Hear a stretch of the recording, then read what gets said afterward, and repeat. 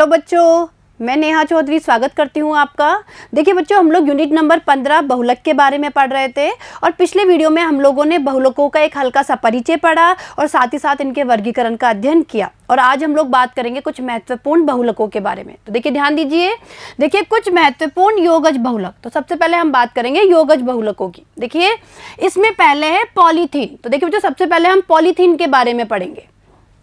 Ethene एकलकों के योगज बहुलकन द्वारा polythene का निर्माण होता है। देखिए बच्चों, हम लोग पढ़ के भी आए हुए हैं कि भाई जब एथीन की बहुत सारी इकाइयां आपस में जुड़ती है तो बहुलक जो पॉलीथीन है उसका क्या होता है, निर्माण होता है। यानी कहने का मतलब है कि यहाँ पे जो एकलक इकाई है वो क्या है, एथीन है। यानी एथीन की एकलक इकाइयां आपस में जुड़ती है और जो पॉलीथीन बहुलक है वो बनता है। ठीक है, इसमें रेखिक अथवा कम शाखाओं की लंबी श्रृंखला वाले अणु होते हैं। देखिए इनमें होता क्या है, रेखिक अथवा कम शाखाओं की लंबी श्रृंखला वाले अणु होते हैं। ठीक है बच्चों, आगे देखिए, पॉलीथीन को बार बार गर्म करके मृदु और ठंडा करके कठोर बनाया जा सकता है, अतः यह ताप सुदृढ़ बहुलक होते हैं। क्लियर है यहाँ तक का? आगे देखिए, अब देखिए बच्चों, इस अभिक्रिया को समझने की कोशिश करिए।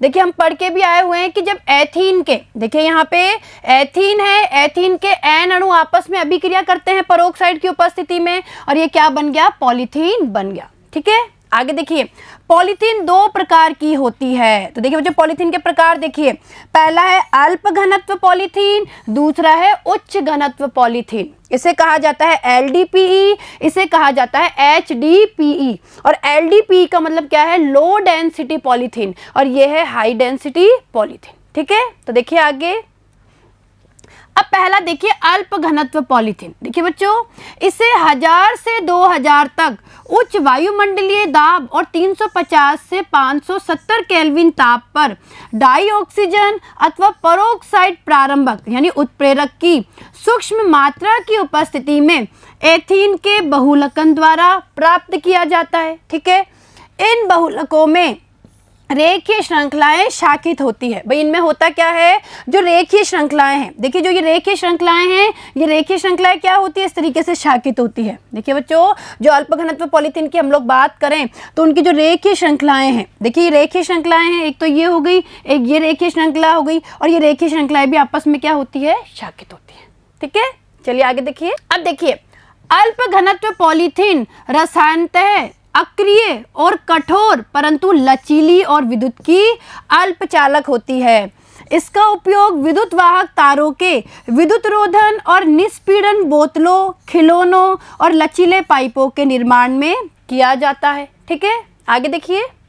अब देखिए दूसरा, देखिए उच्च घनत्व पॉलीथीन। देखिए बच्चों, यह बहुलक किसी हाइड्रोकार्बन विलायक में ट्राई एथिल एल्यूमिनियम और टाइटेनियम टेट्राक्लोराइड, जिसे जिगलर नाटा उत्प्रेरक कहते हैं, जैसे उत्प्रेरकों की उपस्थिति में 333 से 343 केल्विन ताप पर और 6 से 7 वायुमंडलीय दाब पर बहुलकन से प्राप्त होता है। ठीक है, देखिए इस तरीके से देखिए इसमें श्रृंखलाएं होती है। आगे देखिए, इस प्रकार निर्मित उच्च घनत्व पॉलीथीन में रेखीय अणु होते हैं। तो देखिए बच्चों, अगर आप इन संरचनाओं को ध्यान से देखेंगे तो इसमें केवल रेखीय अणु है, किसी भी तरीके की शाखन नहीं है इसमें, बस रेखीय अणु है। देखिए इस तरीके से इसमें रेखीय अणु है। ठीक है, चलिए आगे देखिए। उच्च घनत्व पॉलीथीन रासायनिक रूप से अक्रिय, अधिक कठोर और दृढ़ होती है। यह बाल्टियों, कूड़ादानों, बोतलों, पाइपों आदि के निर्माण में प्रयुक्त होती है। क्लियर है? चलिए आगे देखिए। अब दूसरा देखिए, पॉलीटेट्राफ्लोरोएथीन। देखिए बच्चों, अब हम पढ़ेंगे दूसरा बहुलक जो है पॉलीटेट्राफ्लोरोएथीन, जिसे टैफ्लोन भी कहा जाता है। तो देखिए, टेट्राफ्लोरोएथीन को उच्च दाब पर सल्फेट उत्प्रेरक की उपस्थिति में गर्म करने पर टैफ्लोन बनता है। तो देखिए टैफ्लोन किससे बनता है, टेट्राफ्लोरोएथीन से। यानी यहाँ पे जो टेट्राफ्लोरोएथीन है वो एकलक इकाई है और इन एकलक इकाइयों के आपस में जुड़ने से बहुलक बनता है पॉलीटेट्राफ्लोरोएथीन, जिसे टैफ्लोन भी कहा जाता है। ठीक है, यह रासायनिक रूप से अक्रिय और संक्षारक अभिकर्मकों द्वारा आक्रमण के प्रति प्रतिरोधी होता है। इसको तेल, सीलों और गैसकेटों को बनाने में उपयोग किया जाता है। क्लियर है? चलिए आगे देखिए।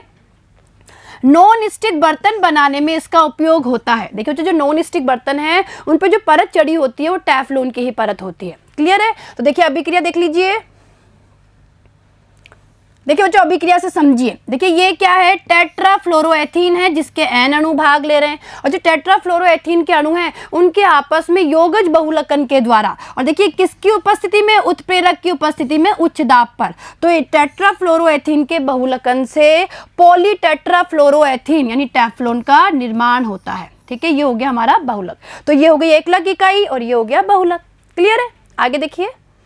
अब तीसरा देखिए पॉलीएक्रिलोनाइट्राइल। तो देखिए जो तीसरा जो योगज बहुलक है वो क्या है, पॉलीएक्रिलोनाइट्राइल है। देखिए एक्रिलोनाइट्राइल के परोक्साइड उत्प्रेरक की उपस्थिति में योगज बहुलकन से पॉलीएक्रिलोनाइट्राइल बनता है। तो देखिए बच्चों पॉलीएक्रिलोनाइट्राइल कैसे बनता है, एक्रिलोनाइट्राइल के परोक्साइड उत्प्रेरक की उपस्थिति में योगज बहुलकन से। तो देखिए अभिक्रिया देखिए,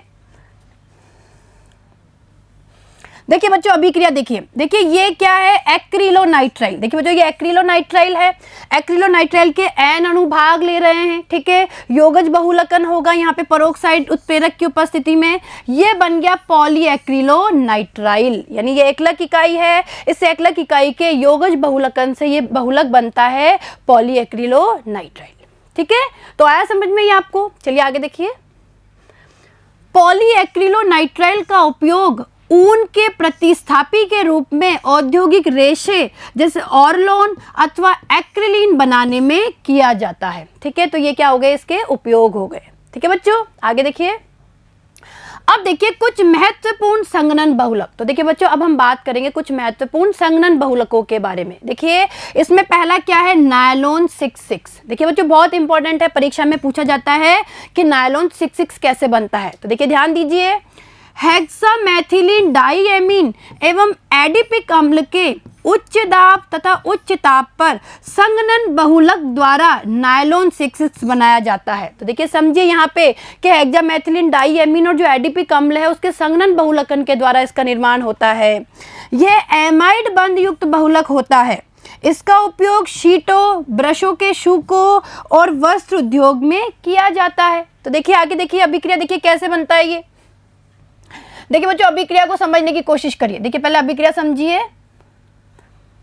देखिए बच्चों हमने क्या देखा कि हेक्सामेथिलीन डाइएमीन, देखिए ये हो गया हेक्सामेथिलीन डाइएमीन और ये हो गया एडिपिक अम्ल। देखिए बच्चों समझिए ये होता है हेक्सामेथिलीन डाइएमीन, ये है एडिपिक अम्ल, दोनों के ही N अणु भाग ले रहे हैं। ठीक है, क्या होगा, संघनन बहुलकन होगा यानी जल का अणु बाहर निकल जाएगा। देखिए यहाँ पे क्या होगा, N जल के अणु बाहर निकल जाएंगे। देखिए तो समझिए यहाँ पे जो N जल के अणु है वो क्या है, बाहर निकल जाएंगे, यहाँ से OH और देखिए इसका H यानी जल का अणु बाहर निकलेगा, N जल के अणु बाहर निकल गए और ये इकाइयां जब आपस में जुड़ जाएगी तो इस तरीके से देखिए किसका निर्माण हो गया, नायलॉन 66, यानी N इकाइयां आपस में जुड़ेगी और नायलॉन 66 का क्या हो गया, निर्माण। और देखिए ये जो अभिक्रिया संपन्न होती है उच्च दाब पर और 553 केल्विन ताप पर संपन्न होती है। आगे देखिए, देखिए बच्चों अब देखिए नायलॉन 66 रेशे बनाने वाला ठोस है। इसमें अंतराण्विक हाइड्रोजन बंध पाए जाते हैं जिनके कारण श्रृंखलाएं निबिड़ संकुलित हो जाती है तथा क्रिस्टलीय प्रकृति प्रदान करती है। क्लियर है? चलिए आगे देखिए।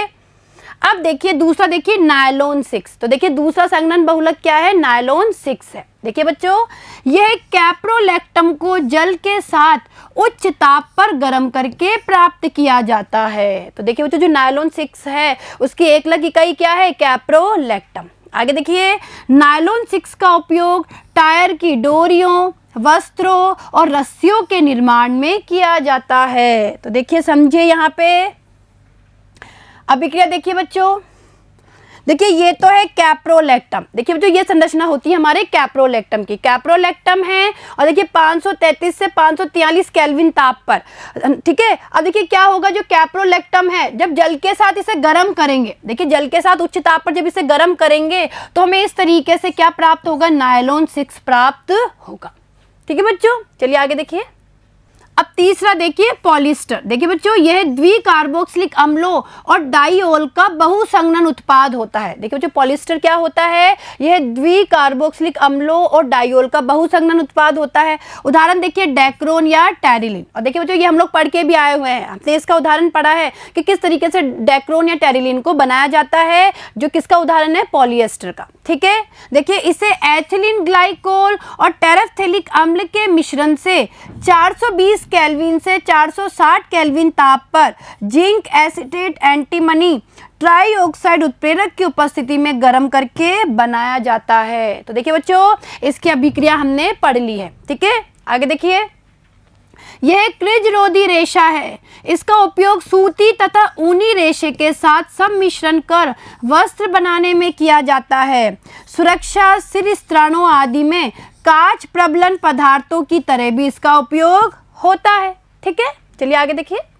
अब देखिए चौथा देखिए फिनोल फॉर्मेल्डिहाइड बहुलक, जिसे क्या बोलते हैं, बेकेलाइट। देखिए बच्चों बहुत इंपॉर्टेंट बहुलक है, परीक्षा में पूछा जाता है। देखिए फिनोल फॉर्मेल्डिहाइड बहुलक यानी बेकेलाइट। देखिए बच्चों ध्यान दीजिए, फिनोल और फॉर्मेल्डिहाइड की अम्ल अथवा क्षार उत्प्रेरक की उपस्थिति में संघनन से बेकेलाइट बहुलक बनता है। देखिए समझिए भाई, जो फिनोल और फॉर्मेल्डिहाइड है उसकी अम्ल अथवा क्षार उत्प्रेरक की उपस्थिति में संघनन बहुलकन होता है। ठीक है, उससे बेकेलाइट बनता है।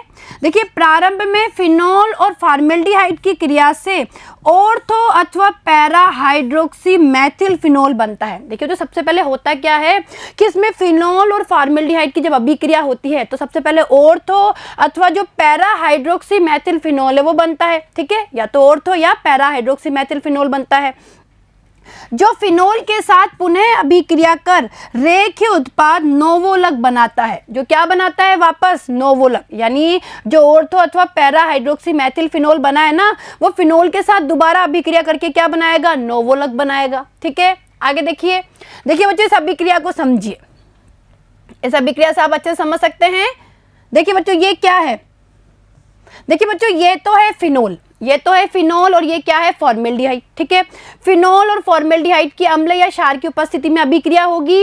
ये क्या बन गया, ये बन गया हमारा ऑर्थो हाइड्रोक्सी मैथिल फिनोल। भाई हम लोगों ने पढ़ा ना, देखिए बच्चों ध्यान दीजिए, भाई हमने क्या पढ़ा कि पहले ऑर्थो अथवा पैरा हाइड्रोक्सी मैथिल फिनोल बनता है। तो देखिए यहाँ पे ये बन गया ऑर्थो हाइड्रोक्सी मैथिल फिनोल, ये बन गया ऑर्थो पैरा डाई हाइड्रोक्सी। देखिए समझिए यहाँ पे ortho para di hydroxy Maithil phenol बन गया, और ये देखिए इस तरीके से ये बन गया। ठीक है, यानी सबसे पहले ऑर्थो या पैरा हाइड्रोक्सी मैथिल फिनोल है वो बनते हैं। ठीक है, और आपस में देखिए बच्चों यहाँ पे समझिए एन अणु यानी ऑर्थो हाइड्रोक्सी मैथिल फिनोल के एन अणु जब अम्ल की उपस्थिति में आपस में जुड़ जाते हैं तो इस तरीके से एक रेखीय श्रृंखला बनती है नोवोलक।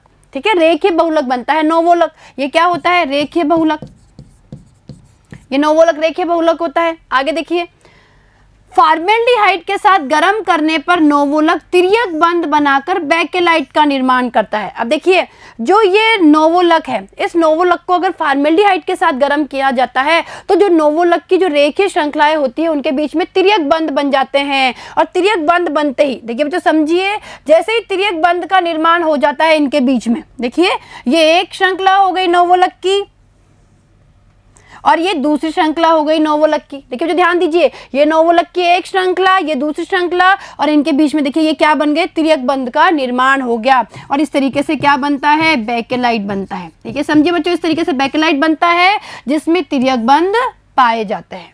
क्लियर है यहाँ तक का? आगे देखिए, बेकेलाइट एक ताप दृढ़ बहुलक होता है। देखिए समझिए ये ताप दृढ़ बहुलक होता है जिसे गलाकर दोबारा ढाला और उपयोग में लाया नहीं जा सकता। बेकेलाइट का उपयोग कंघियों, फोनोग्राफ, रिकॉर्ड, अभिलेखों, विद्युत स्विचों और विभिन्न बर्तनों के हत्थे बनाने में किया जाता है। क्लियर है? तो ये उपयोग भी आपको पता होना जरूरी है। और देखिए बच्चों बेकेलाइट परीक्षा में पूछा जाता है। ठीक है, चलिए आगे देखिए। अब देखिए पांचवा, देखिए मेलेमीन फॉर्मेल्डिहाइड बहुलक। देखिए बच्चों ये भी बहुत इंपॉर्टेंट है। देखिए इसे मेलेमीन और फॉर्मेल्डिहाइड के संघनन बहुलकन द्वारा प्राप्त किया जाता है। तो देखिए ये भी संघनन बहुलकन का ही एक उदाहरण है। समझिए किस तरीके से बनता है ये। देखिए जो सबसे पहले होता क्या है, मेलेमीन। देखिए ये होता है मेलेमीन। सबसे पहले मैलेमीन और फॉर्मेल्डिहाइड आपस में जुड़ते हैं, संघनन बहुलकन होता है इनके बीच में, और सबसे पहले एक रेजिन मध्यवर्ती, ये एक मध्यवर्ती बनता है, रेजिन मध्यवर्ती।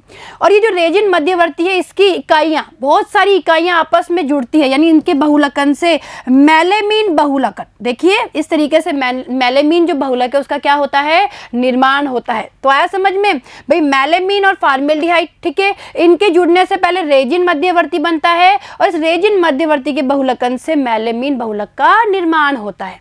क्लियर है बच्चों? तो ये आपको समझ में आया होगा। चलिए आगे देखिए। अब देखिए सह बहुलक का उदाहरण। तो देखिए बच्चों अब हम पढ़ेंगे सह बहुलक के क्या क्या उदाहरण है। देखिए ब्यूटा 1,3 डाइन स्टायरीन सह बहुलक, देखिए इसका उदाहरण है ब्यूटा 1,3 डाइन स्टायरीन सह बहुलक।